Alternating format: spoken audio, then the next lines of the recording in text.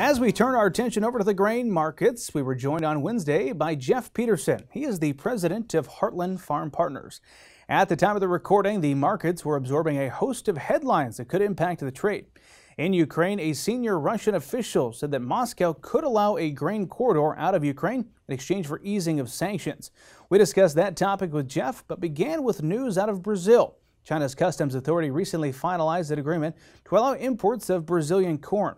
Jeff shares his thoughts on how that news could impact the U.S. corn market. You know, it's really interesting to kind of think about that. They didn't have that ability to go to Brazil before.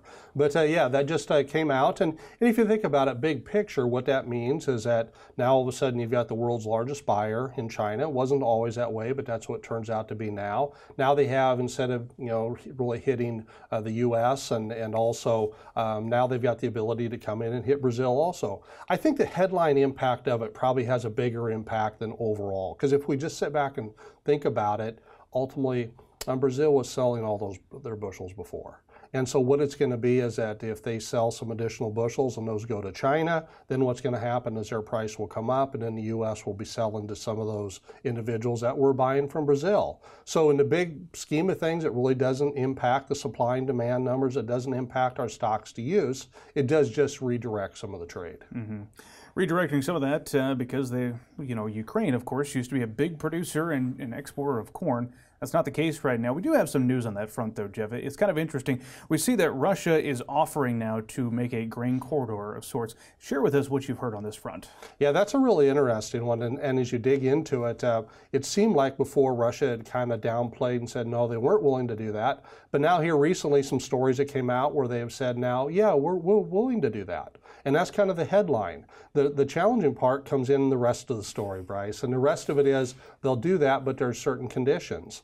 And some of those conditions are basically removing the sanctions that are in place. And, I think the chance of that happening, the removing of the sanctions, I think is extremely low. I don't think we'll see that. As a result, they also haven't unclosed all their details in regard to, now, which ports are we talking about? Are we talking about Odessa? Or are we really just talking about Mariupol, which basically Russia has control of already? And ultimately, it sounds like they have opened that up to send some shipments out of there, but that isn't going to be anything that Ukraine's going to want to send any bushels into an area that's controlled and occupied by Russia. So there's a lot of confusion about that. I do think that headline of itself, that Russia was willing to set up a grain corridor, I do think that put some pressure on the markets. But I think as everybody kind of thinks about it and reads into it, I think we'll ultimately walk away from that and say, well, I don't think that's going to happen. Another question to be asked there is who would be willing to float a ship into a place like that?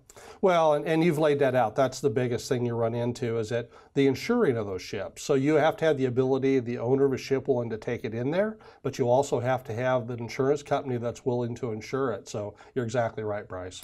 Well, to begin the week, Jeff, back here in the U.S., we got the latest round of USDA data when it comes to planting progress. What stuck out there for you? It was good to see a good week of planting progress. We're now sitting at 72% planted on the corn, 50% on the beans, so that was a nice advancement. But now we're getting to that time of the year where we start thinking about, we're catching up to the average is a common thing we hear. Well, we will catch up to the average eventually. However, this crop overall has probably been planted 7 to, in many cases, 14 days later than what we'd have liked to have seen, and in compared to the past. But you're also going forward going to see a lot of talk about who is planted and who isn't planted. And when we start talking about who isn't planted, we have to start talking about the northern plains. In particular, we have to talk about North Dakota and also Minnesota and parts of South Dakota. And we don't talk about this a lot, but then you have to slide over into Canada. And Canada, they're just as wet as what North Dakota is, especially in that Manitoba province. We had a viewer question I want to get to on this topic. Jim from northeast Nebraska wrote in and said, are there any guesses on the number of prevented planted acres? Any idea from you? Yeah, that's getting a lot of talk. And that's the reason it's getting so much talk is that actually May 25th is the final planting date. Now they have a late planting date. They can go another 25 days after that. But what happens up in North Dakota and South Dakota and Minnesota is that once you get past May 25th, your insurance coverage is going to drop 1% per day, and that'll run for up to 25 days. So you've still got time to plant. It's just at a reduced level of coverage. Well, since that's happening, what you'll have is the prevent plant. We have prevent plant about every year. As a matter of fact, the average, if we don't include 2019, because in 2019, across corn, beans, and wheat, we had almost 19, a little over 19 million acres. That was a big number. But if you don't include that number in the average, our average prevent plant is about 3.8 million acres. Now, we haven't had a chance to see, and NASS doesn't disclose in their planning intentions report what they're figuring for prevent plant, but our research would suggest that we're probably coming in somewhere around about 2 million acres. As we've done the analysis state by state, we really are moved our number up, because that's a similar area to where we started earlier in the year. We've actually moved our prevent plant number up to about 4.3 million acres, and that's really because of the wetness that they're seeing up in North Dakota. Now, the current weather front that's coming across that is going to dump some more rain across that area and region. It's also got some cooler temps up there. So when we come around till Tuesday and get the update then, they normally come out on Monday, we get an update on Tuesday, I think we're going to have a lot more people talking about how many acres of prevent plant could come out of the northern plains. Mm-hmm. Back on the topic of planting progress, you referenced planting date. I'm wondering, you're a data guy, you enjoy tracking the data. Any idea what later planting date would have historically when it comes to the U.S. yield for corn and soybeans? Well, the further we go, the later we get, we'll ultimately see that we're going to take some of the top end off the crop. Now, everybody wants to start and say, oh, well, let's start at trend line, which this year would be 181, and take the yield off from that.